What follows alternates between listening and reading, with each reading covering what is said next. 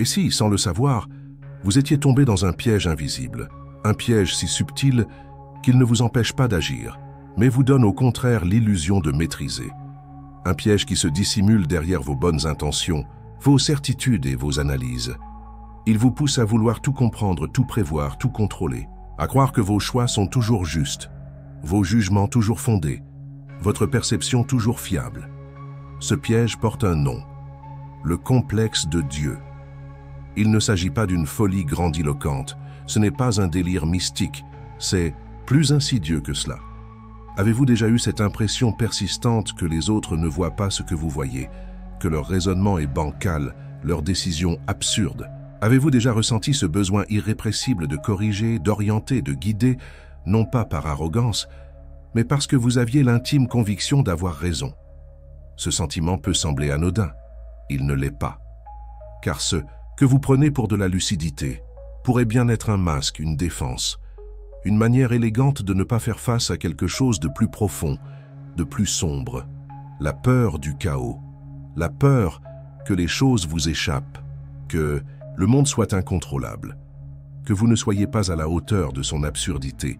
Derrière ce besoin de contrôler se cache souvent une fragilité non assumée, une blessure ancienne, parfois un traumatisme silencieux, une peur de l'impuissance, du vide, de l'abandon. Dans cette vidéo, nous allons plonger dans les racines profondes de ce mécanisme, déconstruire ces illusions, et vous verrez que, sous cette volonté d'ordre, de structure, de vérité, se cache peut-être une angoisse enfouie, une peur qui prend la forme de la toute-puissance, mais qui, comme toute illusion, finit par se briser. Le complexe de Dieu, une illusion de toute-puissance. Le terme complexe de Dieu a été popularisé par Ernest Jones, disciple et biographe de Freud. Mais ce n'est pas un simple excès d'orgueil ou de vanité, c'est un état mental profond dans lequel une personne se perçoit comme infaillible, invincible, presque au-delà des lois humaines. Ses pensées deviennent des lois, ses opinions prennent la forme de vérité absolue. Ce phénomène n'est pas un diagnostic clinique officiel, mais un comportement, un schéma de pensée que l'on observe chez certains dirigeants politiques, chefs d'entreprise, mais aussi chez des individus ordinaires, cachés dans la foule. Ces personnes sont persuadées d'avoir raison, même face à des évidences criantes qui les contredisent. Elles ne doutent jamais, ne cèdent jamais, ne s'excusent jamais. Sous cette posture se cache souvent un mépris discret, mais profond, des normes sociales. Une forme de sophomanie, la croyance insensée que leurs idées surpassent toutes les autres, qu'elles sont inattaquables. Cette attitude ne s'observe pas seulement dans les cercles de pouvoir actuels, mais dans l'histoire elle-même. Pensez à Alexandre le Grand, Napoléon Bonaparte. Tous ont cru pouvoir dominer le monde. Tous ont été aveuglés par leur propre illusion de grandeur, et aucun n'a survécu à cette folie de contrôle absolu. Cette illusion vous paraît-elle familière? Avez-vous déjà croisé quelqu'un qui semblait incarner cette invincibilité, ce refus total de remise en question? Derrière cette façade d'assurance se cache souvent un vide, une peur sourde d'échouer, de perdre le contrôle. Le complexe de Dieu est une prison dorée, un piège dans lequel beaucoup tombent sans même s'en rendre compte. L'univers est chaotique, vous ne contrôlez rien. En 1961, un météorologue américain nommé Edward Lorenz fit une découverte qui allait bouleverser notre compréhension du monde. Par un hasard presque cruel, il réalisa que de minuscules variations dans les données d'entrée de ses calculs changeaient complètement ses prévisions météo. Ce phénomène prit un nom devenu célèbre, l'effet papillon. Imaginez un battement d'ailes à Tokyo qui, en cascade, provoque une tempête à New York. Une simple infime variation, imperceptible, et pourtant capable de déclencher une réaction. En chaîne aux conséquences inimaginables. Cette théorie nous confronte à une vérité glaçante. Même dans un système que nous croyons comprendre parfaitement, l'avenir reste fondamentalement imprévisible. Vous ne pouvez pas tout prévoir, ni tout contrôler. Bien avant Lorenz, le philosophe Martin Heidegger avait pressenti cette réalité troublante. Pour lui, notre existence n'est pas façonnée par une maîtrise totale, mais par une série d'événements imprévus, de détours inattendus, d'erreurs qui bouleversent nos trajectoires.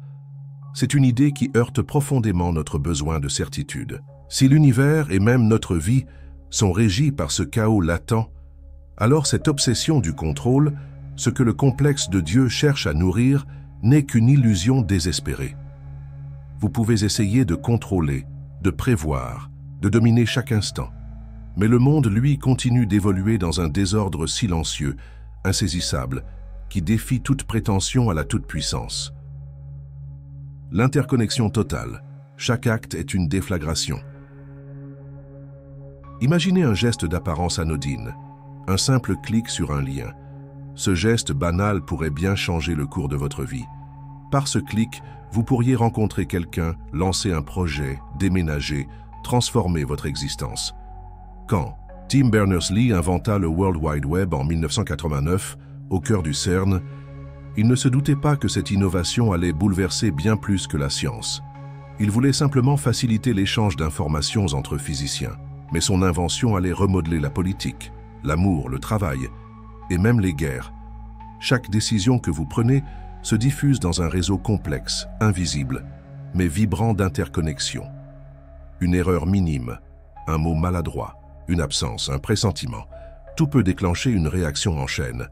Et plus nous tentons de contrôler ce réseau, plus il devient insaisissable. Pour le maîtriser, il faudrait une connaissance infinie de toutes les variables, une capacité à anticiper chaque détail de chaque interaction. Aucun cerveau humain, même le plus brillant, ne peut prétendre à un tel savoir absolu. Vous êtes peut-être en train d'observer les pièces d'un jeu dont vous ignorez les règles, où chaque mouvement, chaque choix, provoque une déflagration silencieuse, imprévisible. Le contrôle comme symptôme de la peur. Derrière cette quête insatiable de perfection, cette volonté obsessionnelle de tout maîtriser, se dissimule souvent une peur plus profonde, plus sourde, une peur de l'erreur, une peur du vide, une peur du chaos qui menace toujours de surgir. Dans le monde des entreprises, ce besoin de contrôle se manifeste chez des dirigeants incapables de déléguer, qui s'épuisent jusqu'à l'épuisement total, sombrant parfois dans le burn-out.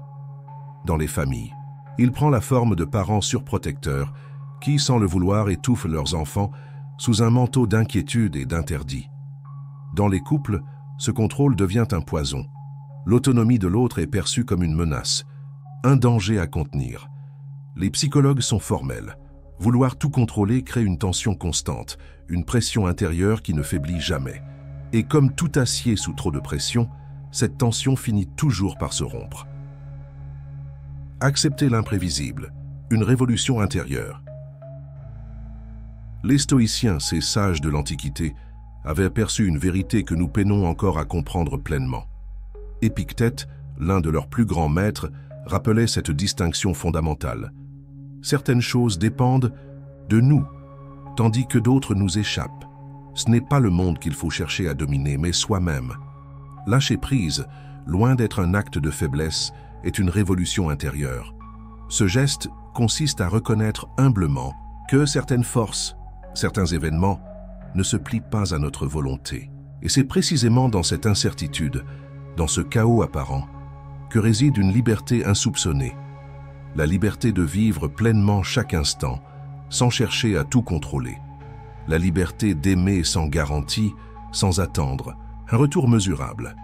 La liberté de créer, de se risquer sans savoir où cela mène. Accepter l'imprévisible, c'est accepter l'erreur comme une voie, une étape nécessaire, un guide parfois plus sûr que la perfection. Lâcher prise, c'est cesser de vouloir être Dieu. C'est renoncer à l'illusion d'infaillibilité pour enfin redevenir humain avec toutes nos fragilités, nos failles, mais aussi notre immense potentiel d'adaptation et de résilience. Nous avons vu que le complexe de Dieu n'est pas qu'une simple arrogance, mais une illusion puissante qui nous pousse à croire que tout peut être contrôlé.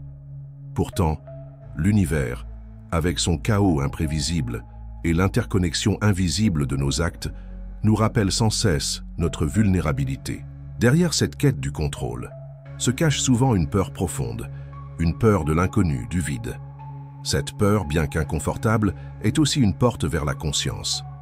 Elle vous invite à reconnaître vos limites, à questionner vos certitudes et à ouvrir un espace où l'erreur devient une source d'apprentissage plutôt qu'une menace.